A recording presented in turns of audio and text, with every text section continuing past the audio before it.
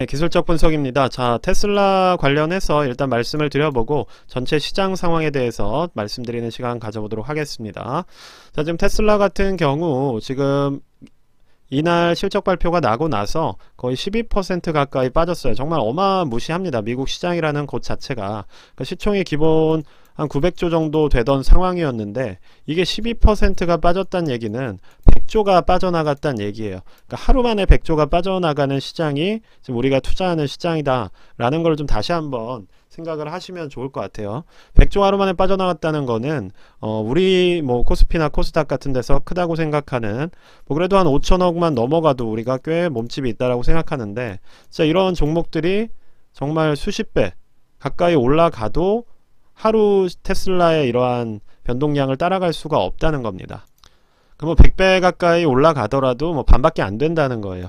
그러니까 이러한 지금 상황에서 무지막지하게 빠졌다는 얘기죠. 그럼 100조라는 자금이 빠져나가려면 어쨌든 상당한 심리적인 변화가 있다라고 보셔야 되고 지금 여기서 우리가 무엇을 어떤 식으로 대응할지는 조금 혼란스러우실 수 있을 것 같아요. 자, 1차적으로 그럼 제가 드리고 싶은 말씀은 테슬라의 지지라인이 어딘지를 확인을 하는 겁니다. 자, 기존에 원래 1차적으로 지지라인이 잡혀있던 구간이 지금 지지가 나온 180달러 구간이에요. 자, 이 구간이 1차적으로 지금 132달러가 뚫렸을 때 잡혀있던 지지라인이고 자, 그 다음으로 잡혀있는 지지라인이 150달러 인근입니다. 자, 특히나 이제 테슬라 같은 경우는 장기 투자로 들어오신 분들이 또 특히나 많기 때문에 자, 처음에 이제 대세 상승으로 이어가던 이 시기에 잡혀있던 지지 저항 라인이 꽤 잘 작동을 하는 종목 중에 하나예요. 즉 이 구간에서 들어오신 분들은 충성심이 조금 낮다라고 할 수가 있겠죠. 그러니까 뭐 샀다 팔았다 이런 것들이 좀 자유롭다고 한다면 실제 이 구간에서부터 이렇게 매수하셨던 분들은 상당히 매도를 신중하게 그리고 쉽게 하지 않는다고 보시면 될 것 같습니다. 그러한 흐름으로 봤을 때 1차적으로 당시의 저항 라인으로 지지 라인으로 볼 수 있는 구간이 바로 요 180달러, 230달러 이러한 인근이라는 거예요. 그러니까 이러한 부분에서 강한 지지가 나올 가능성이 있고 실제로 지금 180달러 인근에서 이미 이런 식으로 몇 차례 지지가 나왔던 구간이죠. 여기서 일단 1차적인 지지가 나온 상황입니다. 자, 그 다음에는 이 구간, 즉 상당히 오랜 기간 횡보를 했던 요 150달러 구간이 또다시 지지라인이 될 수가 있고 심지어 2023년에도 여기서 지지가 한번 나왔었죠. 그 다음 구간으로는 자, 요 구간인 100달러 인근이 될 수가 있을 거예요. 즉 지금 테슬라 같은 경우는 크게 3개의 지지라인이 하단에 잡혀있는 상황이고 180달러, 150달러, 100달러 자, 요 세 개의 지지라인을 주의 깊게 좀 봐주시면 좋을 것 같습니다. 그럼 지금은 어떠한 시간이냐? 급하게 매수하실 필요는 없다라는 생각이 들어요. 여기서 굳이 매수를 하게 되더라도 결국 지금 단기 이평선이 따라 내려오는 상황이기 때문에 시간 조정을 어쩔 수 없이 가져갈 수밖에 없습니다. 즉 여기서 이렇게 올라갈 수가 없다는 거예요. 웬만한 호재나 에너지가 아니라면 한 번에 100조를 끌어올릴 만한 에너지를 만들기는 쉽지가 않겠죠. 왜냐하면 이미 실적이라는 강한 이슈 자체가 한번 휩쓸고 갔기 때문에 정말 실질적인 돈과 연관되는 그러니까 기대감만으로는 이건 안 됩니다. 실제로 실적과 연관되는 어떠한 뉴스가 나오는 게 아니라면 이거를 되돌림으로 올리기는 쉽지 않을 거예요. 그러면 이평선이 따라 내려올 때까지 여기서 시간 조정을 가져갈 가능성이 높고 그럼 이 끝에서 다시 올라갈 것이냐 아니면 그 다음 지지라인인 150달러를 터치할 것이냐 요거는 그때 가봐야 아는 것이기 때문에 굳이 여기서부터 모든 비중을 넣으실 필요가 없다는 거예요. 특히나 이런 역별 대응을 할 때는 일단은 이 시간 조정이 나올 거라는 거를 인지를 하시는 상태에서 180달러에서 섣부르게 매수를 하시기보다는 내가 볼 때는 180달러가 지지를 받고 올라가는 어떤 지지라인이 될 것이다 라고 판단을 한다면 굳이 지금 매수해서 시간을 계속해서 심리적으로 쫓기는 상황으로 만들 필요가 없다는 겁니다. 일단은 좀 기다려 주셨다가 시간 조정이 끝나고 난 뒤에 그 다음에 충분히 매수하실 수 있는 기회가 있을 것이기 때문에 그러한 흐름을 조금 더 지켜봐 주시면 될 것 같아요.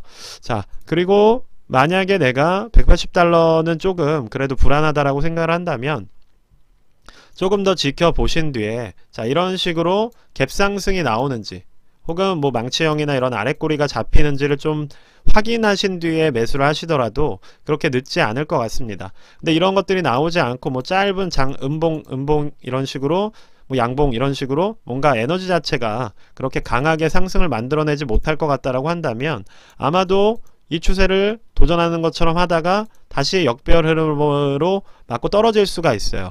그러한 위험성이 있기 때문에 일단 테슬라 같은 경우는 그냥 보수적으로 말씀을 드리자면 이 인근에서 지지라인을 잡아갈 것이다. 그래서 서두르실 필요는 없고 그 서두르지 않는 기간 뒤에도 반등이 나올지 혹은 이 아래에 있는 150달러 저점부를 확인하러 갈지에 대해서는 그때 나오는 주가의 흐름에 맞춰서 그리고 심리에 맞춰서 당시의 시장의 여건에 맞춰서 판단하시는 게 좀 더 안전할 것 같다라는 생각이 듭니다.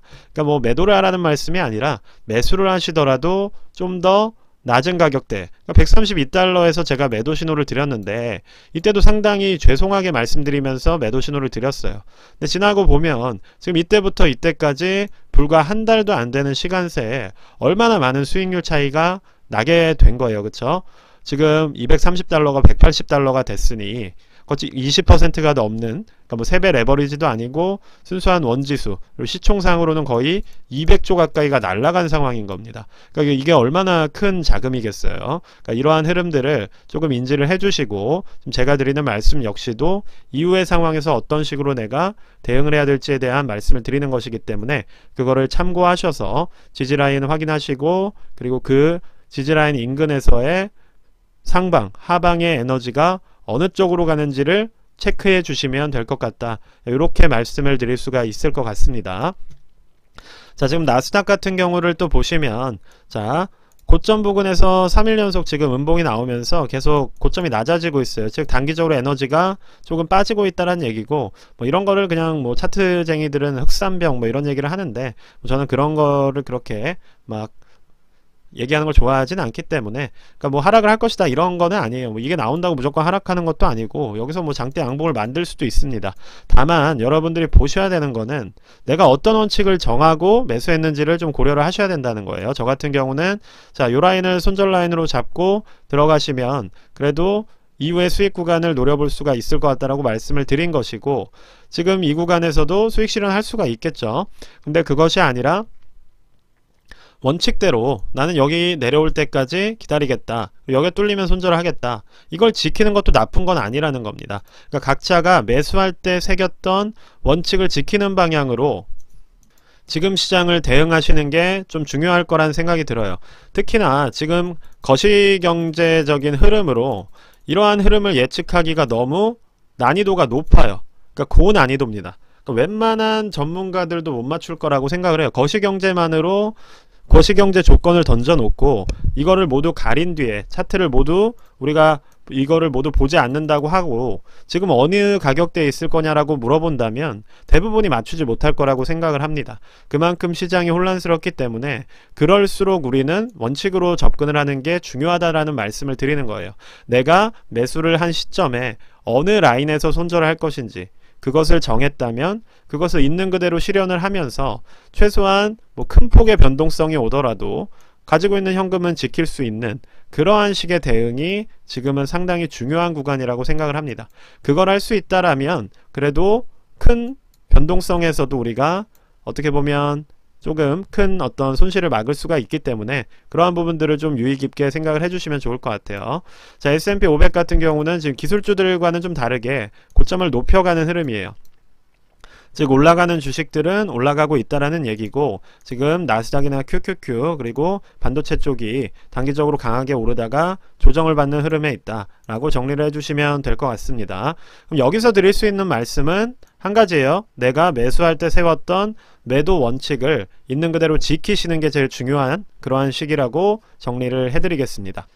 자, 이 원칙과 동일하게 3배 레버리지도 대응을 해주시는 게 저는 필요하다라고 생각을 해요. 특히나 아직 큰 낙폭이 나오지 않았기 때문에 그럴수록 내가 원칙대로 그것을 지켜주시는 그러한 매도 전략이 상당히 중요하다라고 생각을 합니다. 뭐 예를 들어서 고점에서 음봉이 뭐 연이어서 나오면 난 매도를 하겠다, 뭐 아니면 단기평이 뚫리면 나는 매도를 하겠다, 뭐 아니면 뭐 갭 상승이 나왔던 구간에서 갭이 메워지면 나는 매도를 하겠다 라는 이런 다양한 방법들이 있잖아요. 그거를 내가 원칙으로 세웠다면 지키는 게 가장 중요한 겁니다. 그게 투자에서 가장 중요하다고 저는 생각을 하기 때문에 그 부분에 집중을 해주시면 좋을 것 같아요. 자, 독일 지수 같은 경우는 그럼에도 불구하고 이렇게 상승을 만들어가고 있는 초입이기 때문에 또 나스닥 자체가 이렇게 조금 단기적인 조정을 받고 또 지지라인 인근에서 튀어 오를 수도 있는 거예요. 그러니까 그런 부분들이 계속해서 지금 혼재되어 있는 상황이기 때문에 샀다 팔았다를 하는 게 중요한 것이 아니라 정했던 원칙을 지켜가면서 너무 부안해동하지 않는 매매를 하는 게 중요한 시기라는 겁니다. 그래서 앞에서 시장에 대해서 말씀을 드리면서도 뭐 올라갈 것이다 내려갈 것이다 라는 걸 말씀드리는 게 아니라 원칙을 지키라고 말씀을 드린 것이고, 만약에 원칙이 없이 투자하고 계시다면 만들기 위해 노력해야 되는 시기라고 말씀을 드릴 수 있을 것 같아요. 자, 일단 전체적으로 테슬라에 대해 말씀을 드려봤고, 시장 전체적인 흐름, 이런 시장일수록 내가 줏대 있게 투자를 하는 게 중요하다라는 말씀을 드린 것이고, 자, 그런 부분에 입각해서 투자를 하신다면 뭐 변동성에도 불구하고 큰 손해를 보지 않을 거라고 생각을 합니다. 네, 오늘 일단은 여기까지 조금 정리를 해드리겠고요. 자, 오늘 하루 시장 지켜보시고 그 흐름 한 번 더 잡을 수 있을 것 같아요. 특히나 기술주는 3일 연속 좀 빠졌기 때문에 반등이 나올 거면 이제 좀 나와줘야 되고, 하방으로 갈 거면 좀 음봉이 길게 나올 가능성이 있기 때문에 그 상황 지켜보시면서 투자 전략 점검하시면 될 것 같습니다. 네, 오늘은 여기까지만 말씀드리도록 하겠습니다. 감사합니다.